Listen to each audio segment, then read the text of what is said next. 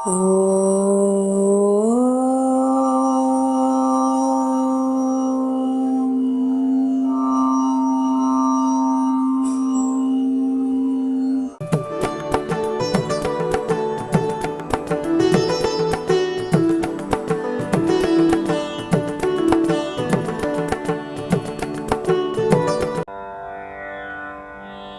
வந்து நின் அடித்தாமரை சூடிய சங்கரர்க்கு கை வந்த தீயும் தலை வந்த ஆறும் கரந்ததெங்கே?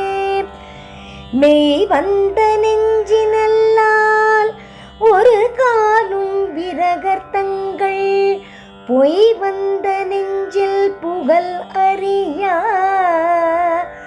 மடப்பூங்குயிலே.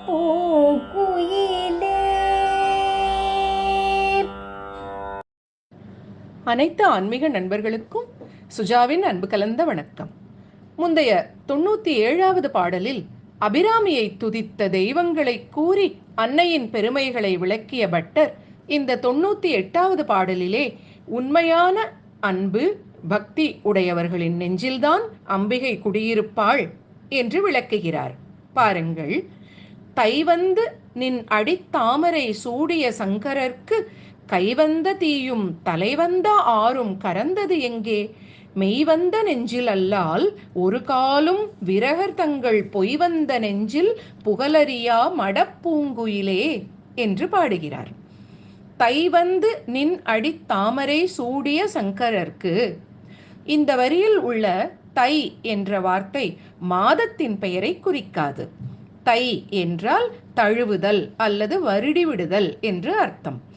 பட்டர் அம்பிகையிடம் கேட்கிறார், அம்மா, உன்னுடைய திருப்பாதங்களை தன் கைகளால் சிவபெருமான் தழுவினாரே, வருடிக் கொடுத்தாரே, அவர் உன் கணவர் அல்லவா?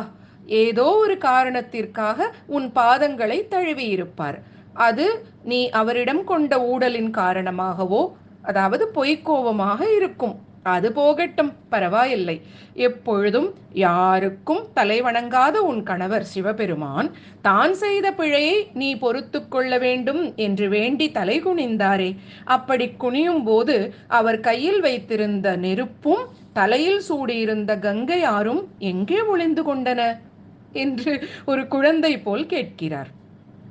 ஒருவேளை உன் கால்களை வருடக் குனியும் போது நெருப்பும் கங்கை நதியும் தடையாக இருக்கும் என்று அவை இரண்டும் தாங்களாகவே ஒளிந்து கொண்டனவோ என்றும் சமாதானப்படுத்துகிறார். அதைத்தான் சங்கரர்க்கு கைவந்த தீயும் தலைவந்த ஆறும் கரந்தது எங்கே என்று கேட்கிறார். ஆறு என்றால் நதி. சிவபெருமானின் தலையில் இருப்பது கங்கை நதி அல்லவா?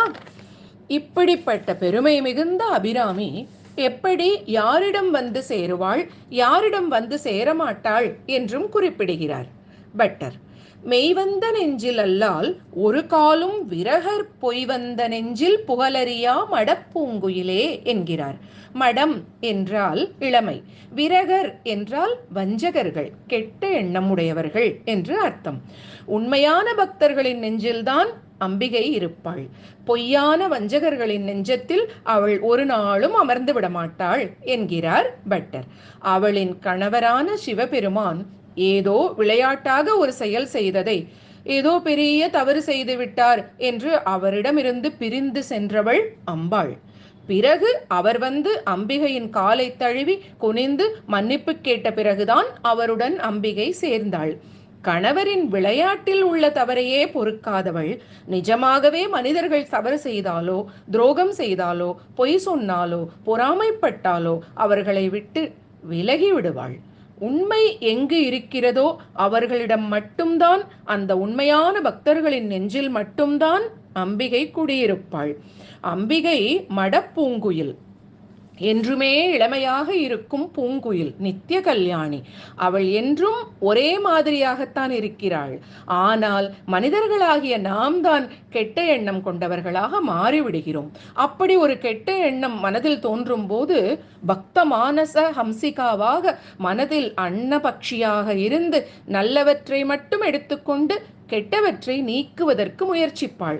மனிதர்களாகிய நாம் அதை உணர முயற்சிக்க வேண்டும். அவள் நம் மனத்தில் சித் ஸ்வரூபமாக இருக்கிறாள். அதனால்தான் அவள் பிரத்யக்ஷிதி ரூபா. அவளை உணர்ந்தால் கெட்ட எண்ணங்கள் வரவே வராது. இதைத்தான் பட்டர் நமக்கு இப்பாடலில் கூறி விளக்குகிறார். நட்ட கல்லும் பேசுமோ நாதன் உள்ளிருக்கையில் என்று சிவவாக்கிய சித்தர் கூறுவார். ஓம் என்னும் பிரணவ ரூபமாக கடவுள் நம் உள்ளத்தில் இருக்கும்போது ஒரு சிலை ஏன் பேச வேண்டும் என்று உள்ளிருக்கும் கடவுளை உணரச் சொல்லுவார் சிவவாக்கிய சித்தர். கண்ணிலே அன்பிருந்தால் கல்லிலே தெய்வம் வரும் என்று கண்ணதாசன் ஒரு திரைப்பட பாடலில் எழுதியிருப்பார். அம்பாள் அகமித்யேவ விபாவையே பவானீம் என்று தியானம் செய்யப்படுபவள். நம் உள்ளங்களில் அவளை அமர்த்தி வைத்து பவானியாக தியானம் செய்ய வேண்டும்.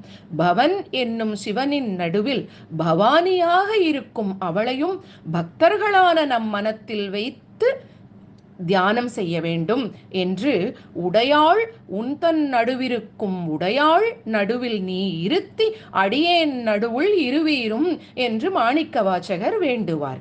பட்டரும் அம்பிகையை மனதில் வைத்து உண்மையான பக்தியோடு மனத்தில் அமர்த்தி ஒருவேளை தவறு செய்தாலும் அவள் பாதங்களை தழுவி மன்னிப்பு கேட்டு அவளை வணங்கி வந்தால் நாம் அவளையே அடைந்து விடலாம் என்று அத்வைத்தம் கூறுகிறார் இப்பாடலில். பட்டரின் இந்த 98வது பாடலை பக்தியுடனும் மன தூய்மையுடனும் பாராயணம் செய்தால் வஞ்சகர்கள், அதாவது கெட்ட எண்ணங்கள் கொண்டவர்களால் நமக்கு எந்த கெடுதலும் உண்டாகாது. துதித்து தூய்மை அடைவோம். மீண்டும் அடுத்த செவ்வாய் 99வது பாடலுடன் உங்களை சந்திக்கிறேன். அருள்வாமி அபிராமி உமையே.